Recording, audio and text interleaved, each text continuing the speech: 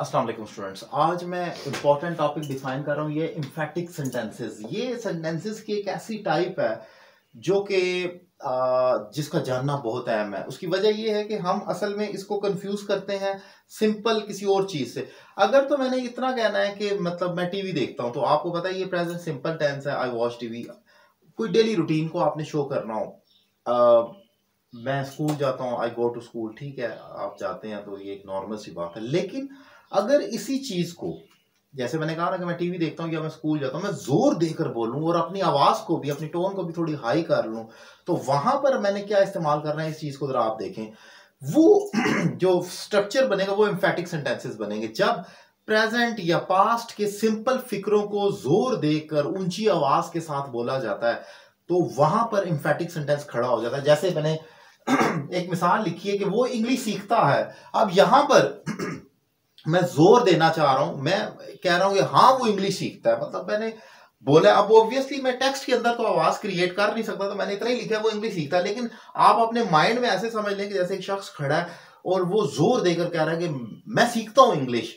गुस्से से कह रहा है, जोर देकर, खुशी से जैसे भी कह रहा है, लेकिन जोर दे रहा है कि हाँ मैं सीखता हूं इंग्लिश। तो वहां पर होगा क्या, वहां पर ये होगा कि आपको मालूम है प्रेजेंट सिंपल टेंस में डू और डज नहीं आता अनटिल के आप इंटेरोगेटिव और नेगेटिव करें। ये तो अंडरस्टूड है ना। जैसे वो भागता है, ही रन्स कहते हैं, और इंटेरोगेटिव में does he run, he does not run, ऐसे होता है। लेकिन जब हमने जोर देना हो तो हम पॉजिटिव फिक्रों में भी डज डाल सकते हैं, जैसे कि वो इंग्लिश सीखता है, ही डज लर्न इंग्लिश। मैं आपको एक छोटी सी चीज बताता हूँ। एक्चुअली मैं ऑनलाइन क्लासेस पढ़ाता हूँ, स्काइप पर, व्हाट्सएप पर क्लासेस होती है। वहां पर जब स्टूडेंट्स को, बेसिक स्टूडेंट्स को पढ़ा रहा हूँ ना, तो उनको ये बताया जाता है कि आपने प्रेजेंट इंडेफिनिट के इंटेरोगेटिव और नेगेटिव में डू डज लगाना है। सिंगुलर के साथ डज आता है, प्लूरल के साथ डू आता है। फॉर एग्जांपल वो भागता है तो ही रन्स, इसमें तो कोई हेल्पिंग वर्ब नहीं आना। लेकिन जब इंटेरोगेटिव हो, क्या वो भागता है, तो डज ही रन। स्पीकिंग और negative, he does not run, वो नहीं भागता है। अब स्टूडेंट ये गलती कर देते हैं, वो पॉजिटिव में भी हेल्पिंग वर्ब डू डज डाल देते हैं।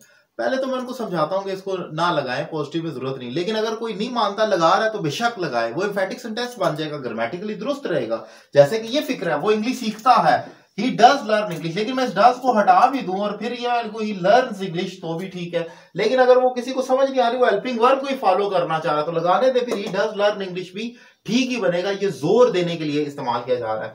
इसी तरीके से एक और एग्जांपल देखिए, शी डज हेल्प मी, वो मेरी मदद करती है। मैं जोर देकर कह रहा हूं कि हाँ वो मेरी मदद करती है, तो मैंने क्या किया, पॉजिटिव फिक्रे में डज का इस्तेमाल कर दिया। ये डू भी हो सकता है, आई डू हेल्प हर, मैं उसकी मदद करता हूं, जोर देकर।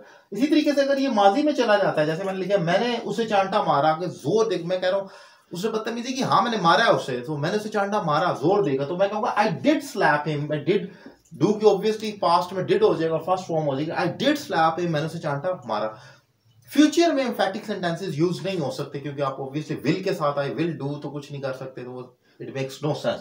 प्रेजेंट और पास्ट में पॉजिटिव फिक्रों में हेल्पिंग वर्ब डालकर आप अपना एम्फैटिक सेंटेंस बना लेते हैं, जो कि जोर देता है एक्शन पर कि हाँ मैंने ये काम किया। ये एक इंपॉर्टेंट टाइप ऑफ सेंटेंसेस है जिसका जानना अहम है, जो मैंने डिफाइन किया। उम्मीद करता हूँ ये लेक्चर आपको पसंद आया होगा। Thank you very much.